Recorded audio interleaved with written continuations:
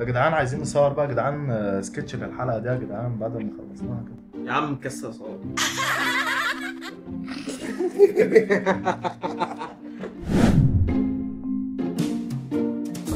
اهلا بكم في حلقة جديدة من برنامجكم الغير مفضل البودكاست الجامعي.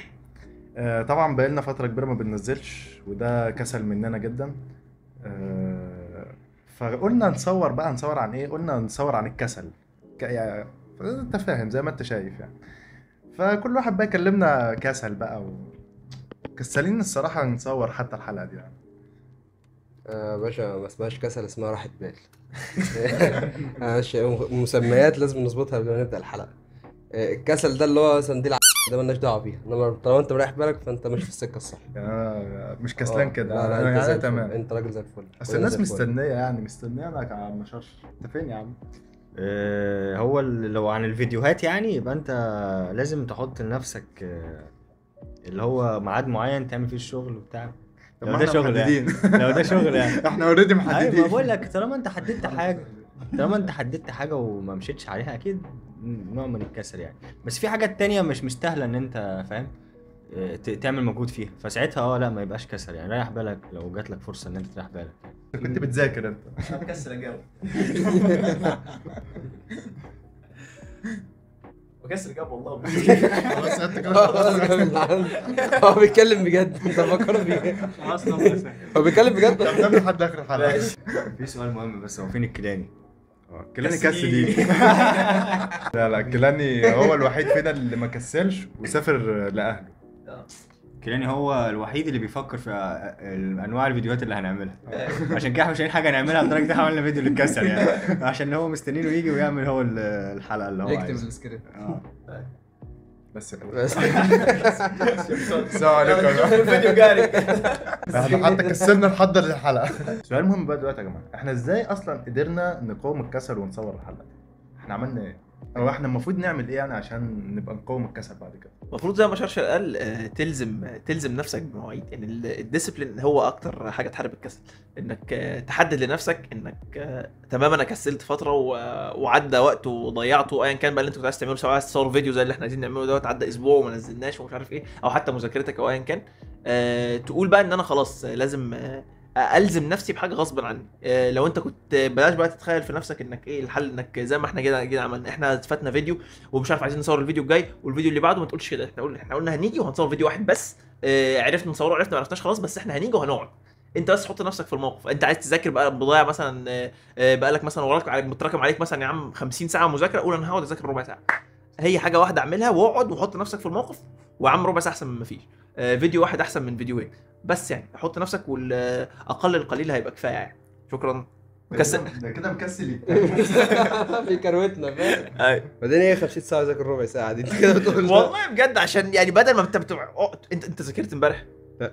شفت لو كنت قاعد ذاكرت ربع ساعه كان يبقى ما احسن. عندوش مشكلة في الربع ساعة، هات يا عم. لا لو على ربع ساعة ماشي. ما عندوش مشكلة في الربع ساعة وعنده مشكلة في 50 ساعة. ماشي، ما انت لو خدت ربع في ربع في ربع ووصلت يا عم الخمس ساعات احسن من ما تخش بصفر. بدري بعد اذاكر 6 ساعات. ذاكر انا كسلان قوي يا جماعة، ذاكرت النهارده 6 ساعات 6 بس. ساعات. عارف الحته المهمه بقى بجد ايه؟ ان الهدف لوحده، ان انت تحط لنفسك هدف لوحده زي ما الناس دلوقتي ماشيه بموجه الترند اللي موجود على الموضوع ده، مش كفايه او مش كفيل ان هو يوجهك للطريق الصح او للشغل.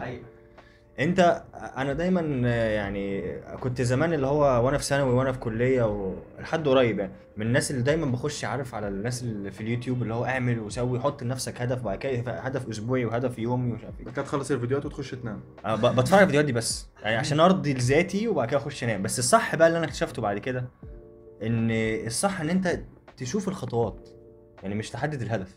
يعني تشوف انت هتعمل ايه من الخطوات وبعد كده زي ما تيجي يعني اعمل اللي عليك، اعمل اللي عليك دلوقتي وبعد كده بقى زي ما تيجي. على الاقل تاخدها خطوة بخطوة حتى. بالظبط، تشوف الخطوات. يعني مش هدفك ان انا اطلع الاول على الكليه، انا هدفي ان انا اذاكر النهارده وبكره اذاكر وبعده اذاكر هكذا، لكن مش هدفي ان انا اطلع الاول على الكليه. بس الكسل اوقات بيبقى حاجة حلوة. زي ما قلت لك في حاجات مش مستاهله من الذكاء ان انت ما تعملش فيها مجهود. فالكسل بيخليك ان انت واحد خبير فعلا في ان انت تاخر حاجات او مش عارف ايه، بيخليك عارف ان انت ازاي تقارن الموضوع ده باللي يستاهل واللي ما يستاهلش، بس مش اكتر يعني. انا شايف ان الفيديو ده بياخد طريق ان هو يبقى زي الفيديوهات اللي احنا بنتكلم عليها ده، لا اسمع الفيديو اجله وخلاص انت تشوف اللي حابب تنام. بس يعني لو جيت تفسر الكسل لحاجه، مثلا هو الكسل اصلا هتلاقيه دايما هو مش حاجه وحشه يعني، بس دايما هتلاقي صفه الاذكياء شويه، اللي هو انت بتوصل اصلا عقلك بطريقه معينه يعني لما بتعمل حاجه معينه فتره كتير، فبتبدا يا اسطى يعني زي ما تقول ايه، بيحصل زي عمليه تسويف ليها كده. يعني انت مثلا انت الترم اللي فات لميت المنهج في اخر شهرين وجبت امتياز، فانت بطريقه لا واعيه هتكسل الترم ده وهتعمل نفس اللي عملته ظنا منك انك ذكي وان عقلك يقدر يستوعب. يا عم اقعد ريح يا عم، فاهم؟ فانت هو الكسل بيبقى اغلب الوقت يا بطريقه لا واعيه انت عايز تريح وتقعد، فاهم؟ وعقلك بيقنعك لا انت ما وراكش حاجه، انت مش فايتك حاجه. فدي مصيبه اكبر مليون مره انك تبقى كسلان اصلا، انك تبقى واعي ان فايتك حاجه فعلا، او انت فايتك مذاكره او فايتك حاجه، احسن مليون مره ان انت مفكر انك هتقدر تلم الموضوع قدام.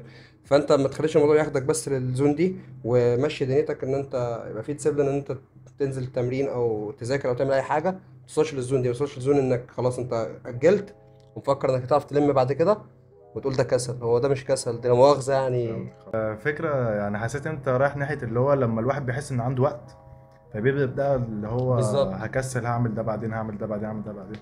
فانا شايف ان حاجة حلوة يعني ان انت ما تعملش اوفرلود على نفسك، بس تحاول ان انت تملى يومك بكذا حاجة بالظبط. تكون حاجات مفيدة. حتى تبقى لو واعي انت في بتعمل مثلا ايه. جزء من اليوم ده انت محدده مثلا هعمل اي حاجة، بس على مم. الاقل ان انت تحدد لنفسك شوية حاجات يومية حتى، يعني مش على المدى الطويل، ان انت تشغل نفسك بيها بحيث انت تملى الوقت فراغ ده فما تكسلش عن حاجات بعد كده. تبقى واعي انت بس عطلان فين، فاهم؟ بدل ما انت تقعد تاجل، بدل ما انت قاعد فاضي الساعه دي وقاعد، لا تخلص شغلك الساعه دي والساعه اللي بعدها اقعد فاضي.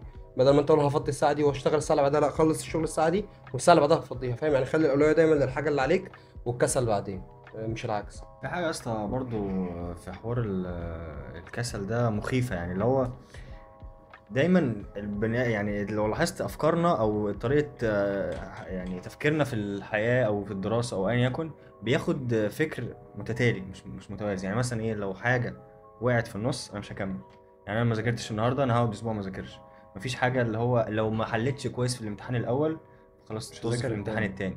فهي دايما مخنا بيفكر بالطريقة دي اللي هو اكن الموضوع واقف على هنا يعني، فاهم؟ فدي حاجه مخيفه بصراحه، ان انت اصلا يعني انت لازم تستوعب ان انت لو ما عرفتش تخلص الحاجه بتاعت النهارده او حتى جزء من الحاجه بتاعت النهارده، مش معنى كده ان اليوم ضاع. يعني حاول على الاقل لو حتى لو في نص ساعه في اليوم ان انت تستغل حاجه مهمه يعني، وتبقى عارف ان انت في حاجات هتضيع وفي حاجات هتكسل عنها وطبيعي يعني. اهم حاجه ان انت ما تاخدش كل حاجه على قلبك يعني.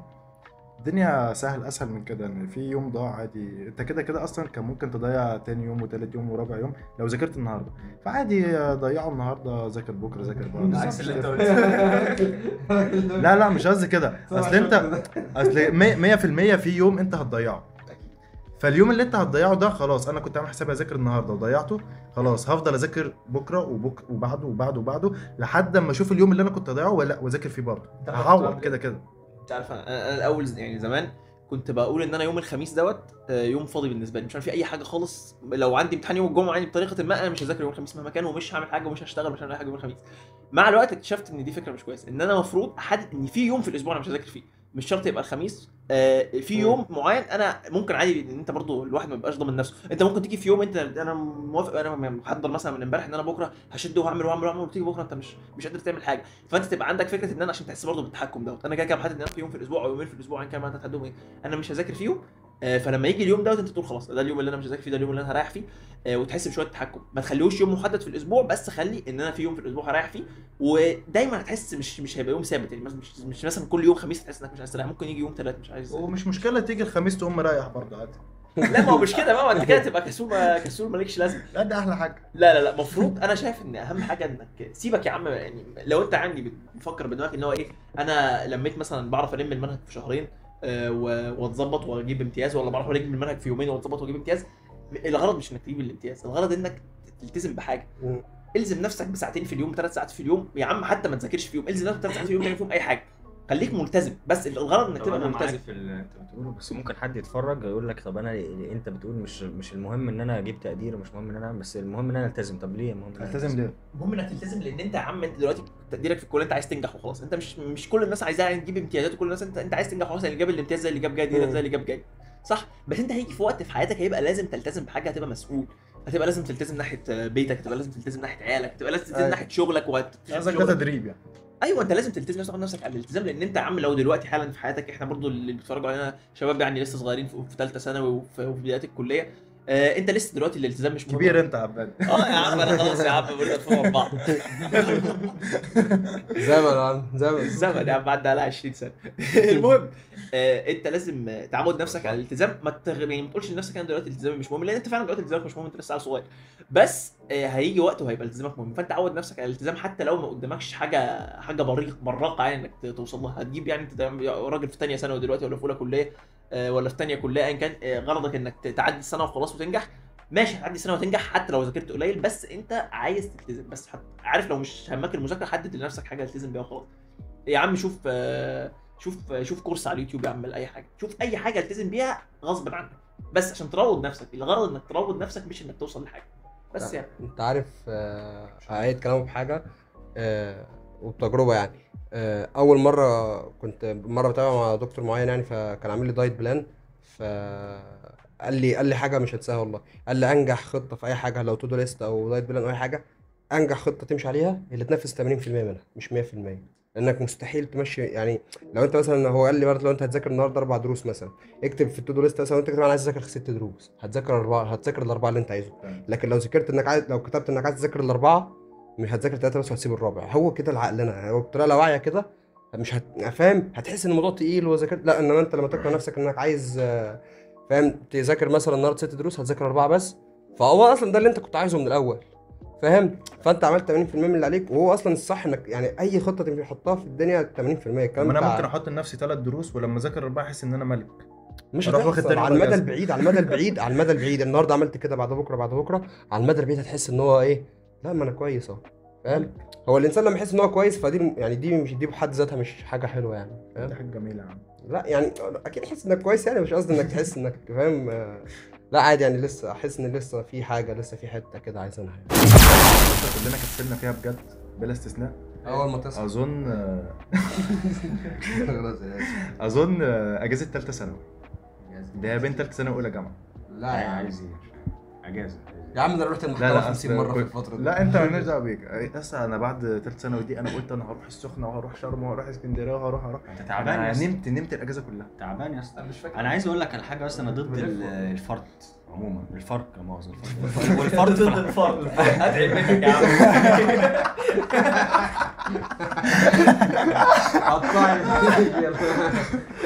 يا ابن اللعيبه. انا ضد الفرد في الحركه. يعني انا اصلا لما بخش على اي اكونت واحد صاحبي مثلا، والاقيه منزل على الانستجرام، الاقيه منزل صور وانا فين ومش عارف ايه، انا نفسي بيجي لي خسائر والله، بحس عايز ارجع. الصور دي بيبقى فرق بين الصوره والصوره سنه يعني، فاهم؟ ده مش فرق حركه ورا بعض يعني، تلاقي قصدي على الناس. ما هو سمير هو بيحوش يروح طالعه واحده، والله بيحوش. هي طالعه واحده بنزلها على مدار لا ده السنه. عادي يا اسطى، هو باين عليه ان هو اصلا يعني فاهم، بيبان ان هو مبسوط وهو طالع اصلا. لو انا او بطلع مره في حياتي فببقى مبسوط فشخ، باين عليه. لكن الناس التانية اصلا بيبقى طالع علشان يورينا. في ناس بتطلع عشان تصور. انا بقى بزهق من الموضوع ده، او مش بزهق العموم، مش منه. انا ما اقدرش اعمل كده يعني، انا ما اقدرش تكسل تعمل كده. مش هكسل، لا.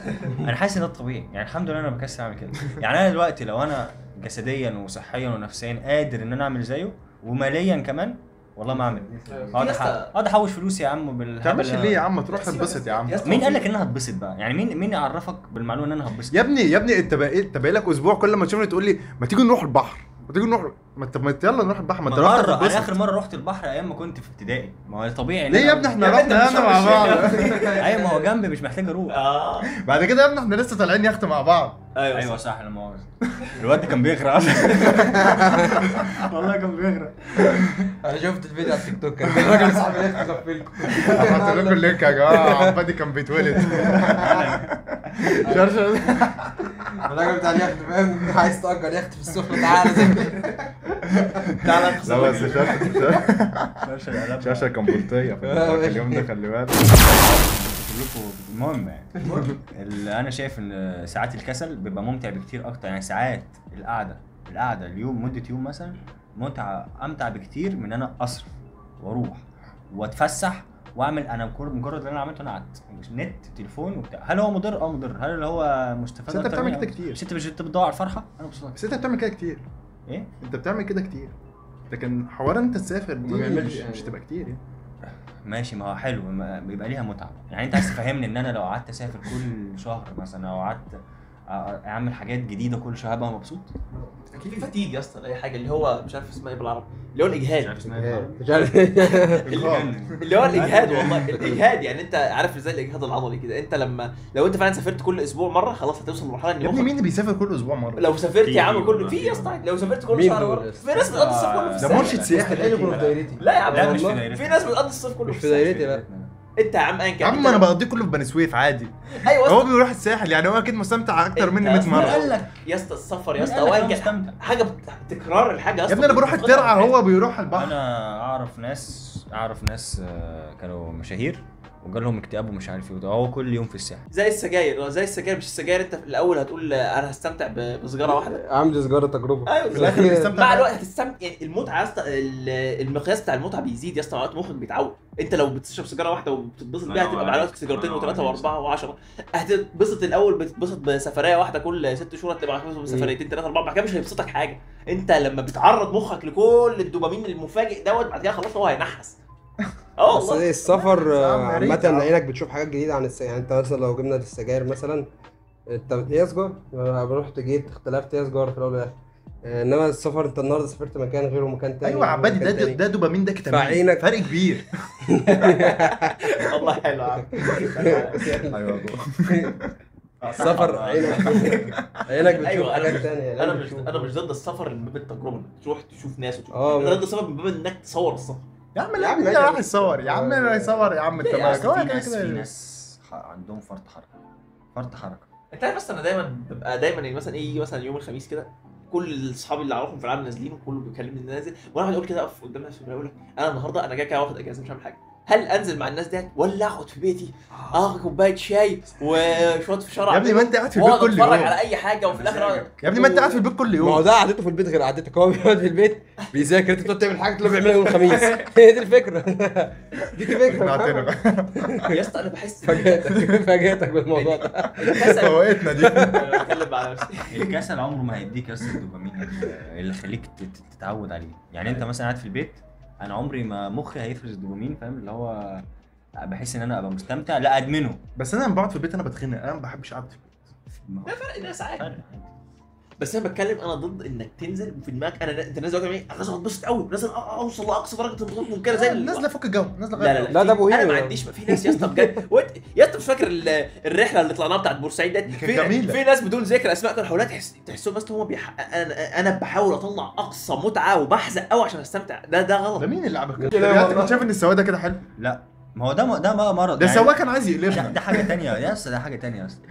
بس انا ضد الفرق. بص، هو اللي احنا بنقوله دلوقتي عكس اللي احنا قلناه في الاول، اللي هو مش عارف ايه، بس ده معناه يعني في لا انا المجمل صح. هما انتوا قلبتوا ان الكسل جميل. اه لا لا، ودي الفكره اصلا ان انت بعدنا عن الكسل اصلا فتره، فاهم؟ والتصوير وكده. فيما معناه يعني المجمل ان انت يعني لما تلاقي فرصه فعلا ان انت تعمل مجهود، بس في حاجه تستحق، حاجه لازم تعملها، وفروا المجهود ده واعملوا للحاجات المهمه، ما تقعدش تفرق على الفاضي. لان انا مقتنع انت هتيجي في وقت من الاوقات لو قعدت تعمل ده وده وده، زي ما الناس بتقول لك ده انا رحت سافرت وبشتغل افتر شيفت وافتر بيفور شيفت ومش عارف الحاجات اللي هم بيقولوها دي. انا مقتنع ان هو هيجي في وقت شط داون. هيتبهدل زي بالظبط الواحد لما بيقعد فتره كبيره بيذاكر او مش عارف ايه وبتاع، بيجي في وقت بيقول لك انا ما كانش ليها لازمه، حتى لما يطلع الاول على الدفعه يقول لك والله ما كانش جاي معايا، ما كانش فارقه معايا. زي عباد يا اسطى، الاول على المحافظه عندنا، الاول على المحافظه، لا الاول على الجمهوريه في 2006 2008 كان اعلى. 2008 ده كانت اعلى سنه معلش. الاول على الجمهوريه في 2008 ثانويه عامه. كان ده اصعب امتحان ثانويه جه في الفيزياء في التاريخ. جاب الاول على الجمهوريه. اولمبياد ايه؟ ايوه كان امتحان اسمه، كان في الفيزياء جايبين اول مساله لكل حاجه. ايوه. فالمهم انا شفت له مقابله، قال لك انا بص انا عملت مجهود جبار وعملت وكنت بتفرج قليل قوي على التلفزيون ومش عارف ايه، بس انا دلوقتي حاسس ان انا كنت فعلا قضيت فتره اكتر من كده في حياتي وجبت مجموعه اقل من ده شويه، هتوصل نفس النتيجه. انا اقول لك على حاجه بدون ذكر اسماء، انت دلوقتي تعرفه؟ حد يعرفه؟ بدون ذكر اسماء، الواد اللي اسمه مروان فارس ده ما كان طلع الاول أيوة. على الجمهوريه بدون ذكر ودلوقتي أسماء. بيطلع في بيس بيس كيك كنت والله كان في دماغي كنت لسه اقول يعني انت دلوقتي لما كل في بيس كيك كنت بيطلع في بيس كيك يقعد يقول بيطلع لك في بيس كيك انا الاول على كان الثانويه طالع العامه. على الجمهورية. تمام انت يعني على انت دلوقتي الجمهورية. طلعت الاول على الثانويه العامه خلاص يا عم خد شيك بمليون جنيه مش هنعمل لك كده يا طب عم ما انا طالع الاول على ايه المحافظه الانجاز وقاعد معاك بس اهو. ايه الانجاز يعني شوف طالع الأول على الكلية نزلت بقى. بمستوى ليك. بالظبط. عندهم حق. ففكره ان انت يا اسطى انت ممكن توفر شويه مجهود بذكاء زي ما قلنا. اهم حاجه تبقى انت عارف شخصيتك عامله ازاي وعيوبك وميزاتك وتستغل ده. حاول على قد ما تقدر توفر جهد للحاجات اللي تستاهل، والحاجات اللي ما تستاهلش بطل فرق. انا شايف ان انت المفروض فعلا توصل لمرحله انك تبقى ملتزم، ما تبقاش فراج. انت غرضك انك تحدد لنفسك حاجه بارادتك انا هعملها، ما تحزقش عشان توصل لحاجه. حاسس انك مش قادر دلوقتي، مش قادر يا عم انزل اخرج، مش قادر انزل اسافر معاكم، انا طاقتي مش جايبه ان انا ابقى زيكم، عادي اقعد في بيتك نام. مش قادر حتى دلوقتي اذاكر، عادي اقعد في بيتك نام. بس انت لازم تبقى ملتزم، مش تبقى حزيق وفراج. بس ده النصيحه. انا عندي بس مشكله مع الناس اللي بتحزق وتفرق دي ان هم عندهم زي ما تقولي احساس زائف بالانجاز، فشايفين الناس التانية كسل، فاهم؟ يعني مثلا حد زي ما انت قلت مثلا عمل انجاز عادي، انجاز عادي يعني، بس هو حاجه حلوه مش هقول لك وحشه، بس هو شايف بقى ان انت ما عملتش كده فانت كسول بقى او حاجه. والله انها فكره. لا والله هو مثلا وليكن عمل حاجه طلع رحله، فاهم؟ هو خلاص يقول لك انت ما طلعتش، تمام والله انا عملت كذا كذا في فتره الجامعه وبتاع وانت ما عملتش كده، فاهم؟ انت كنت كسول بتاع، والله ما كنت كسول، انا عادي قاعد في بيتي، فاهم؟ بس زي ما قلنا لا ولا مش عارف اقول حاجه. عموما انا حابب اقول ان الناس اللي بتروح وبتيجي وبتبقى مبسوطه دي وشايف ان انت ما عملتش كده يعني فده تقصير منك، حقه عادي يعني. زي ما انت شايف ان هو حاسس ده احساس زائف بالانجاز او حاسس ان هو وشايف ان فراغ. هو فراغ. لا بلاش دعوه عادي، هو بالإنجاز. شايفك كسول يا عم. بالله عليك. انت شايف فراغ وهو شايفك كسول، عادي حق. بس انا ما شفتش حد فراغ يا اسطى عمل شيء. من صفات الالتزام ان انت تلتزم بالمفيد، مش بس تلتزم وخلاص. يعني انا دلوقتي التزمت يا عم ان انا كل يوم اشرب سجاير. بشرب سجاير. التزمت ان انا ده حاجه حلوه؟ لا طبعا. طب استنى، طب انا عايز افهمك، يعني هو اللي بيسافر ده هو بيبقى حاطط لنفسه بلان سفر مثلا هلتزم بيها؟ لا، هو لقى نفسه فاضي قال لما اسافر، ايه المشكله؟ بس طب ايه الفرق بينه وبين الكسل؟ انا لما بلاقي نفسي فاضي واقعد في البيت، هو بلاقي نفسي فاضي بسافر. ايه الفرق بينه وبين الكسل؟ عشان هو طول اليوم قاعد في البيت اصلا. ايه الفرق بينه وبين الكسل؟ مين اللي والله هيستفيد اكتر، اللي قاعد في بيته ولا اللي هيستفيد اللي هيقعد في البيت اكتر. لا ليه بقى؟ مرتاح استفيد أكتر. بيه. وفر فلوس اكتر. اللي عارف لا، الناس هو هتشوفني الفلوس بخيل في مش الاول. ايه، طب بس ما هو لا. اكيد هو الفلوس هو مش لو عارف. الفلوس عايز- معضله بالنسبه له مش مش هيسافر. هيسافر اصلا إيه؟ يعني الفلوس هو لو منه مشكلة سافر، مش الفلوس مش يا هيسافر. عم معضلة. انا الفلوس مش معضله بالنسبه لي من البساطه. يلا. طب ما انت عشان كسول. يا ابني لا لا علشان يا باشا القرش ده اللي ما ينفعش الواد ينفع مع لا عشان يا اسطى علشان كده علشان انا هناك اه. انا شايف ان انا مش هكسب سعاده اكتر من هنا. يعني حسابيا ده جهد على الفاضي. حسابيا انت لو حسبتها، انا عارف ان غلط ان انا اقعد احسب كل حاجه، بس لا هي فعلا حسابيا ان انا لو رحت انا مبسوط هنا اكتر. بس طب ليه؟ في كتير قالوا ان السفر حلو وبيعرفك على معارف جديده وللسفر 7 فوائد ومش عارف يا عم الجو ده. الغور اللي عارف، يا عم انا راح افك اغير جو. بتاع ابن القيم ماشي. يا اسطى هو ماشي. اكيد السفر ليه فوائد. السفر مفيد يا اسطى، بس انا ضد هو شاشه برضه. هو انتوا ليه حابسينها في السفر؟ طب ما انا ممكن يا عم لازم انا تخرج من الصندوق قاعد الاسود فاضي اللي يا انت عم. قاعد فيه. قاعد فاضي يا عم، انزل يا عم في بلدي عادي، بس اروح اخرج يا عم، انزل اخرج أيوة، شويه، مفيش اروح مانع يا كافيه، اسطى، اروح انا اعمل. مش ضد لا السفر ولا ضد انك تخرج ولا ضد اللي معرفش ايه، بس ضد انك تبقى بتجبر متعه، بس دي الفكره. يا عم مش بجبر لا يا اسطى، متعة. اغلب الناس يا عم اغلب الناس يا اسطى زي ما بقول لك بتجبر المتعه. انت مش ناس عايز تسافر سافر، حقك طبعا. انا مش بقول ان اي حد بيسافر فراك ومش عارف ايه، وبقول ان اي حد بيسافر بيجبر المتعه، بس الناس بتبان عليها. اصل في ناس بتسافر وانت عارف ان هو مسافر وفي دماغه بوز معين في صوره معينه علشان ينزلها ويكتب عليها كابشن حلو. انا طب ضد ايه المشكله؟ لا يا اسطى، انت كده بتشيل المتعه من اي شيء. اصلا انت بتجرد الاشياء من مين معناها. قال لك؟ لا يعني انت اصلا لو نازل تسافر، انت نازل يا اسطى اوفر قوي اوفر قوي. بص لي بصة كده. جبت كده التجربه وقلت انا هجربها من كل شيء. انا ضد انا نازل يا عم اروح على البحر، انا ضد الاستمتاع بالعوم، ضد الاستمتاع بالميه، ضد الاستمتاع بالطبيعه. كل ده رميته في الزباله، وكل اللي فكرت فيه ان انا اقف على الشط بالقميص الكتان. طب انا اقول لك على حاجه يا عم، انا ممكن اروح وانزل الميه وبلبط وابسط وابسط نفسي، وبعد ما اخلص اروح طالع منشف نفسي واخد الصوره ومروح يا باشا. انا قمه المتعه. يبقى انا بلبطت واتبسطت وخدت الصوره اللي كيفتني يا عم ورحت نمت، وانت قاعد في البيت عملت لي لايك. يا سلام، واتغاظ منك. انا كده اتضايقت يعني. يا عم انا مش عايزك تتضايق، انا انبسطت. وانا ايوه يا اتبسطت. ابني حقك يا ابني تنبسط، بس وأنا انا بقول لك عارف لا يا ستة، لا انت قلت لي بقى جربت ومش جربت. يا عم انا نازل اعوم يا عم، اجرد ايه؟ لو انت اصلا غرضك الاساسي ان انا ننزل اعوم واتبسط بالبحر وعلى جنب على جنب اتصورت، انا ما عنديش مانع، او عندي مانع شويه بس مش هنتكلم عنه في الفيديو، هنتكلم عنه في الفيديو تاني. لكن مش ما عنديش مانع قوي. لكن اغلب الناس يا اسطى بتبقى نازله انا نازل اتصور، ولو في وقت ان انا اعوم، ولو في وقت ان انا اعوم بعوم. الناس اغلبها كده. لا يا عم عملت كده يا ابني، انا رحت السخنه والله العظيم الراجل كان بيجري ورايا عشان يطلعني من المايه، اللايف جارد. يا ابني كنت معاك. لا لما رحت السخنه انا وابويا كنت انا بجري في حته، ابويا ينزل هو يطلعني يطلع ابويا وقوم نازل انا. اللي احنا بنقوله انا انت وعباد، ابوك اللي انا بقوله انا وعباد يا اسطى، ان انت شفت احنا رحنا السخنه في الاجازه اللي فاتت ماشي. او اخر يوم امتحان، نزل عليها. نمنا فعلا في الاخر. احنا بس صورنا اخر حاجه. واللي قاعد يتكلم دوت ده كان حلو. نايم كان نايم ده حلو. هل انت بتعرفش ناس بت اوفر في الحوار ده؟ يعني هو رايح عشان يصور، انا رايح عشان اصور، لا انا رايح عشان ابلبط واصحابي ومش عارف ايه وانام لكن هو رايح عشان كده، ده غلط، ده غلط. اقعد في صراحه ما البيت فيش حد أحسن. في اصحابنا كده الصراحه. ما تعرفش احنا ما نعرفش حد اصلا. لا انت تعرف حد كده؟ ايوه ننهي بقى. انا زي ما قلنا ان الفكره ان اللي احنا عملناه، اللي انت بتعمله عادي، ان انت تخرج كل فتره وفتره، ان انت تدي لكل حاجه وقتها، وتحاول فعلا تستفيد بالوقت اللي انت بتقعد فيه في البيت، ان انت تريح فعلا، لان انت بعدين مش هتلاقي الوقت اللي بتقعد فيه في البيت ده. فلا يعني اعمل كده، حاول ما تأفورش ولا في قعده البيت ولا في كده، بس ده كلام بسيط يعني حاولش تفرق، وما تحاولش تخلي الناس اللي على النت والانستجرام والحاجات دي ان هي تجذبك لحاجات انت مش شبهها اصلا، لان كله بقلد كله. حاول تعمل اللي يناسبك يعني، واللي يناسبك ده يكون كويس، والتزم بالحاجات اللي المفروض تلتزم بيها فعلا، ما تلتزمش باي حاجه خالص بس. الف الالف يا ريس. انا شايف انك ما تقعدش فاضي عامه، يعني ما تبقاش قاعد فاضي اغلب الوقت، لانه والله اوحش فتره تعدي عليك كنت قاعد فاضي، هتتعلم فيها حاجه جديده وحشه وهتضيع وقت كتير قوي في يومك والله بجد. السوشيال ميديا انت ممكن تبقى ناوي مثلا تفتح الموبايل نص ساعه بالظبط، تلاقي تقعد بقى تسكرول على التيك توك وتطلع من التيك توك تخش على الانستجرام وبتاع، تلاقي نفسك خبطت ساعتين ثلاثه واليوم خلص على كده، وبيستنزف طاقتك عامه، وهتأثر عليك على المدى البعيد في تركيزك والجو ده.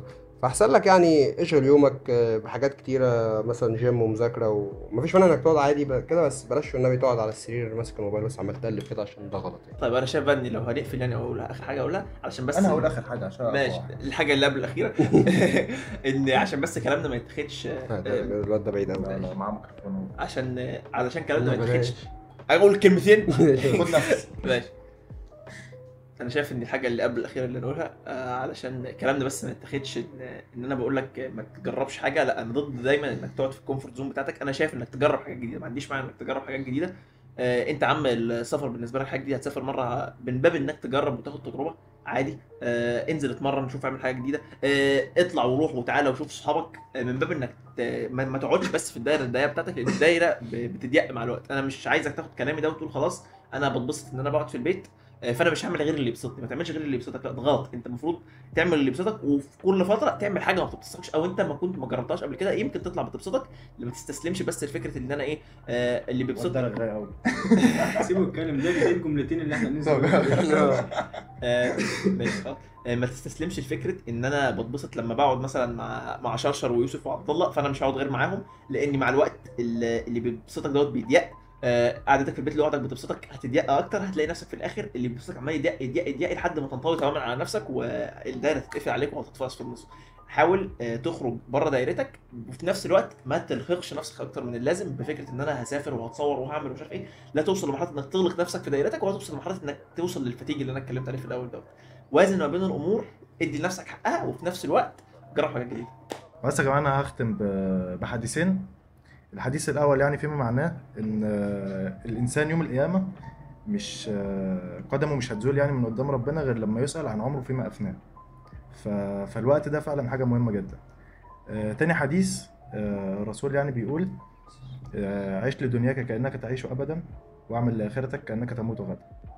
فانت لازم برضو الوقت اللي انت شايف ان انت عندك وقت وان انت لازم تلزم نفسك، لازم تلزم نفسك برضو في جزء من يومك ده بحاجة يعني تعبدية لربنا تقربك ايه من ربنا للآخرة، لان احنا برضو في الاخر في الاول يعني هنموت يعني.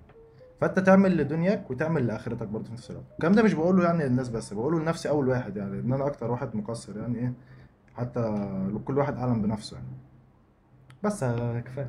عايز اقول حاجه بس، ان احنا فعلا بنكسل على الحلقات، بس اكتر حاجه بتخلي الواحد يعمل فيديوهات يعني هو الناس اللي بتشكر الحلقات اللي احنا بنعملها، مش عارف هم بيشكروا ليه بصراحه. بس تقريبا سر الشكر يعني الواد ده. لا لا عادش حاجه. الواد احنا ده جايبين سر في شغل. احنا جايبين سر في شغل. صح. احنا جايبين الواد ده بس عشانكم يعني، احنا اصلا مش عايزينه في في الشله. ولا انا عايز اجي والله. يعني انتوا اول ما تقولوا الغوا عبادي يا ريت يعني. هاشتاج المعبد.